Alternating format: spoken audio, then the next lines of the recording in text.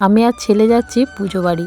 আসলে বারটা ছিল রবিবার। অনেকবার ভাবলাম যাব না, কিন্তু শেষমেশ যেতেই হয়েছিল। কারণ নেমন্তন্ন যেহেতু ছিল সেহেতু রক্ষা করার দায়িত্ব কিন্তু আমাদের মধ্যেই বর্তায়।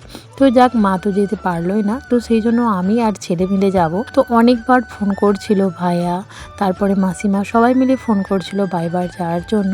তো সেই জন্যই ঠিক করলাম তাহলে চলেই যাই। একটু অসুবিধা তো হবেই, ছেলের কয়েকটা টিউশন কামাই হবে, আমারও একটু কাজের ক্ষতি হবে।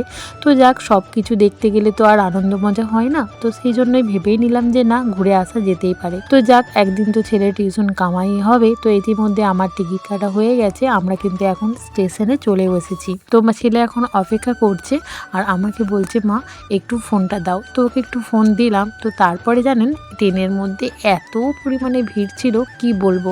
আর একটা কথা কি জানেন, আমার ছেলে যে বড় হয়ে গেছে সেটা কিন্তু একটু একটু করে অনুভব করতেও জানি না। ছেলে বড় হয়ে গেলে তো একটা আমরা চাই মায়েরা ছেলে বড় হোক, তবুও যেন মন থেকে মনে হচ্ছে না, আমার ছেলেটা কিন্তু ছোটই আছে। তো যাক, দেখুন আমরা এখন পৌঁছে গিয়েছি। আর আসার পথে না কয়েকজনের সাথে পরিচয় হলো, তারা কিন্তু আমাদের লোকালের দিকেই ছিল। তো যাক, আমরা এখন পৌঁছে গিয়েছি আর অনেকটা কিন্তু সন্দেহ হয়ে গিয়েছে। আর যাদের বাড়িতে এসেছি ওদের বাড়িতে আরও কুটুমজন ছিল। আর এই যে দুটো বাচ্চা কি কিউট, তাই না? বেশ মজা করছিল, তো সেটাই ভালো লাগছিল দেখতে।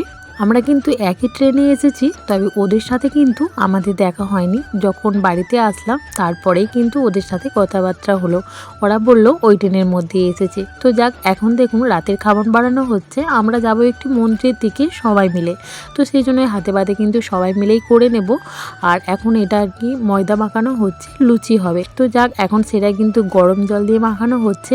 তবে একটা টিপস কিন্তু আমি এখান থেকে শিখলাম, সেটা আপনাদের সাথে পরে শেয়ার করব।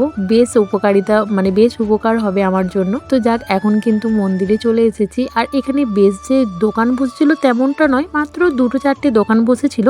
তবে শুনলাম নাকি এই রাতের মধ্যেই কিন্তু এরা উঠে চলে যাবে। তো যাক, আর একটা মজার বিষয় কি জানেন, এখানে যে ছাগল বলি হয় সেগুলো নাকি দর দামে বিক্রি হয়, মানে যে বেশি দাম দেবে সে আর কি পাবে। তো যাক, এটা নতুন নিয়ম দেখলাম, বেশ মজা লাগছিল দেখতে। তো যাক, এদিকে কিন্তু এখন বাতাসা ছড়ানো হচ্ছে। এক মুহূর্তের জন্য বাচ্চা ছেলে হয়ে গিয়েছিলাম, কি যে মজা লাগছিল বাতাসা করতে কি বলবো।